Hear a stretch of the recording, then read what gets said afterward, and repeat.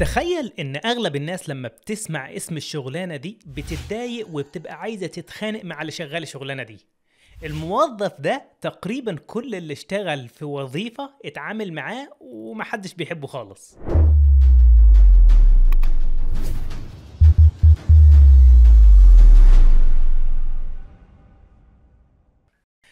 السلام عليكم ورحمة الله وبركاته. ازيكم يا شباب، ازيكم يا بنات، عاملين ايه؟ يا رب تكونوا بخير وبصحة وسلامة.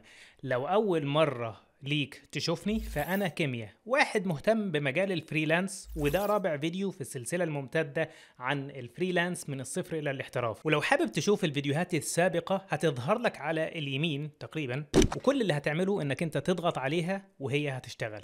المهم انا جاي لك النهارده بحاجة جديدة هتضايقك شوية لما تسمعها، بس واجبي ان اعرفك عليها، وهو مجال ال HR الهيومن ريسورسز، الشخص اللي بيطلع عينيك في الانترفيو وبتتمنى لو ما كنتش قابلته رغم انه جواه طيب والله، بس الشغلانة عايزة منه كده. بس ما علينا، ملناش دعوة هو طيب ولا شرير. ال HR ده اصلا بينقسم لشقين، يعني في حرف ثالث ناقص بعد اختصار ال HR ده. حطهولي كده عشان اعرف انت عايز تتكلم عن انه واحد بالظبط او تتعرف على انه واحد. هل انت قصدك ال HRD اللي هو اختصار ل Human Resources Development، ولا ال HRM اللي هو اختصار ل Human Resources Manager؟ همشي معاك واحدة واحدة وهنتعرف على كل واحد فيهم دوره ايه. ال HRD واختصاره ال HD هو اللي بيساعد الموظفين انهم يطوروا من نفسهم ومن مهاراتهم الشخصية وادائهم ومساعدتهم في زيادة قدرتهم على الانتاجية، وانهم يركزوا على نفسهم وعلى بناء شخصيتهم، وكمان تحفيزهم، وهو بيساعدهم في إدارة الوقت وبيكون مصدر حماس ليهم مفروض يعني عامة بيهتم بالسلوكيات الخاصة بيهم. ده بقى الطيب منهم. اما بقى ال HRM ال HR مانجر ده، الهيومن ريسورسز مانجر ده الشرير والسيء في روايات العالم كله، فهو حلقة الوصل ما بين الإدارة والموظفين. يعني هو اللي بيضمن للموظفين حقوقهم، زي مثلا ان هم ياخدوا مرتبهم كامل، او انهم ياخدوا اجازاتهم بدون ضغط عمل، او ان هم ياخدوا الحوافز اللي ليهم، وهكذا. وفي نفس الوقت بيضمن للشركة ان اهدافها تتنفذ، وهو شخص اساسي لنجاح اي شركة بشكل عام. وكمان هو اللي بيعمل لك الانترفيو اللي بيخرجك زعلان حتى لو انت مقبول معاهم، وممكن يفصلك فجأة او يقول لك قدم استقالتك، وهو اللي بيتابع سلوكك وحالتك النفسية، وهو المسؤول عن حضور وانصراف وغياب الموظفين والترقيات والخصومات والتقارير السنوية وكل حاجة تخص الموظف في الشركة. عشان كده لو قلت لي انصحني نصيحة للزمن يا كيمياء، هقول لك اوعى تآمن لل HR مان، لانه ملوش امان. بهزر طبعا. طيب ايه هي المهارات اللي محتاجها يا عم كيمياء؟ أول حاجة لازم يكون عندك مهارات التواصل مع اللي حواليك، لأن ده هو اللي بيخلي في بينكم لغة حوار، وبسبب المهارات دي تقدر تبني علاقات وتنفذ اللي عايزه بكل سهولة. رقم 2، إنك يكون عندك معرفة شاملة بالمجال، يعني زي ما بنقول اعرف حاجة عن كل حاجة بدل ما تعرف كل حاجة عن حاجة واحدة. تمام؟ بس انت بقى هنا خليك مميز وعارف كل حاجة عن المجال اللي حابب تدخله، وحاجة واحدة عن الحاجات الباقية، يعني خليك دايما سابق بخطوة. رقم 3، إدارة الأولويات، يعني أحدد إيه أول حاجة محتاجة تتنفذ في الشركة ومحتاجة إنه يتم التركيز عليها. مثلا لو فيه ميتنج مهم مع شركة تانية أو غيره، فلازم أفرق ما بين الأمور الأولوية والثانوية. رقم 4، الاستباقية. يعني ايه بقى؟ يعني تبقى سابق دايما بخطوة، مستعد لكل حاجة ممكن تحصل ومتوقعها، والمهارة دي هتوصلك للترقية بسرعة. رقم 5، الاستقطاب والاختيار، يعني يكون عندك كده قوة خارقة في جذب المرشحين المناسبين للوظيفة والتفاوض معاهم. رقم 6، الذكاء العاطفي، وده مهم قوي قوي، لان انت اصلا مهمتك التعامل مع بشر طول الوقت، فمحتاج تبقى شخص مريح بالنسبة لهم، يقدروا يتكلموا معاه بحرية في كل حاجة مضايقاهم في المكان مثلا. فبذكائك العاطفي هتقدر تجذبهم ليك بكل سهولة، وكمان تقدر تخليهم يعملوا اي حاجة تطلبها منهم بس باسلوبك معاهم.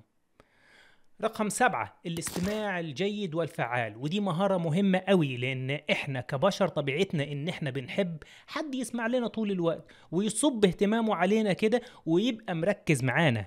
فالحاجات دي بتجذب الموظف وبتخليه حابب انه يشتغل ومرتاح وحاسس ان ده مكانه. طب ال HR ده وظايفه ايه بالتفصيل كده؟ أول حاجة التخطيط لكل حاجة جوه الشركة، زي الاستراتيجيات اللي المفروض تتعمل في الأزمات اللي جاية، ممكن نعديها ازاي، لو في قصور في حاجة في الشركة ممكن نضبطها ازاي، وهكذا. رقم 2 التوظيف، ودي المهمة اللي كلنا عارفينها عن ال HR، إن هو المسؤول عن اختيار الشخص المناسب للوظيفة واللي هيضيف للشركة، وإن الشركة تكون فعلا في حاجة لحد بأفكاره ومهاراته. تحليل الوظائف، يعني أجمع المعلومات الخاصة بكل وظيفة وأعمل لها تحليل من حيث المتطلبات اللي محتاجاها والخصائص وهكذا، وده بيساعد في تسهيل عملية الاختيار ما بين الأشخاص المتقدمين للوظيفة عن طريق إني بختار الأنسب للمتطلبات اللي الوظيفة الحالية عندي محتاجاها. رقم 5 المرتبات، يعني تحديد وحساب الرواتب حسب عدد ساعات العمل وحسب المهارات المتوفرة عند الشخص ده ومستواه في الوظيفة ايه. رقم 6 المقابلات، يعني الانترفيو اللي بيتعمل لك عشان يحدد إذا كنت هتتقبل ولا لا، وده اللي بتتعصر فيه بالمناسبة، بس هنعمل نفسنا مش واخدين بالنا.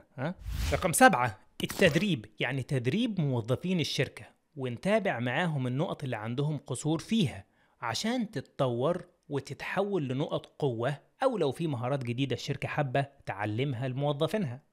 رقم 8 تقييم الأداء، وده بيساعد الموظفين إنهم يحسنوا من نفسهم بحيث لو أدائهم كويس وهو ده المطلوب يحافظوا عليه ويحاولوا يتقدموا أكتر، ولو أدائهم ضعيف يحاولوا يتطوروا أكتر. رقم 9 المزايا زي التأمين الصحي مثلا ورواتب التقاعد اللي بيسموه المعاش، وممكن عضوية نادي واشياء من هذا القبيل ترجع حسب نظام كل شركه. شركه حابه تدلع موظفينها وتعمل لهم عضويه نادي.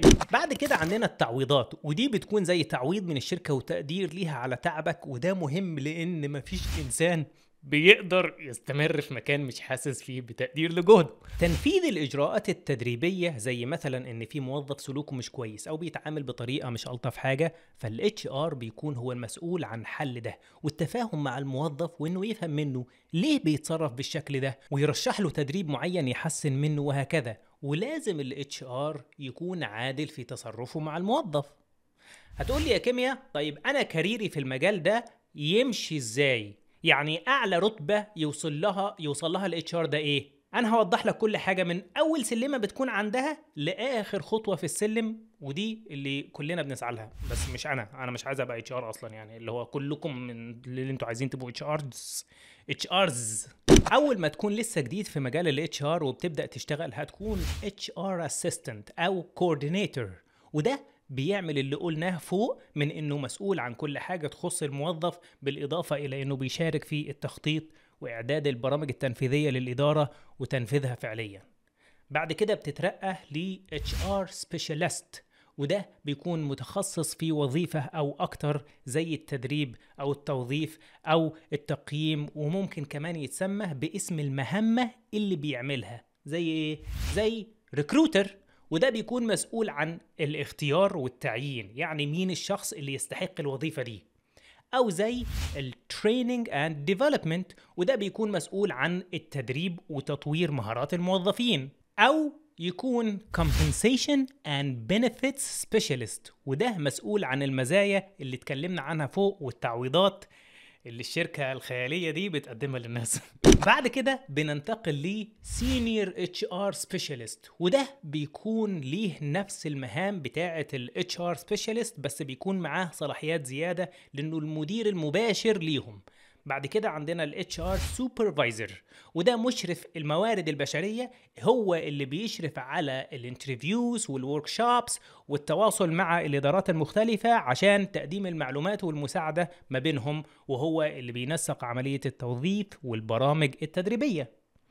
بعد كده عندنا ال HR Assistant Manager، وده بقى مساعد مدير ال HR، يعني الدراع اليمين للمدير، فخلي بالك منه بقى. بعد كده عندنا ال HR مانجر ذات نفسه، وده مسؤول عن عمل الوصف الوظيفي لكل الوظائف، وبيتابع تقييم الأداء، وبيعمل ميزانية الأجور بتاعة الموظفين، وبيختار المقبولين في الوظائف، وبيتابع التطورات في سوق العمل، وبيشرف على برامج التدريب للموظفين، وهو المسؤول عن الوظائف بقى بتاعة ال HR، يعني البيج باص في الليلة دي كلها.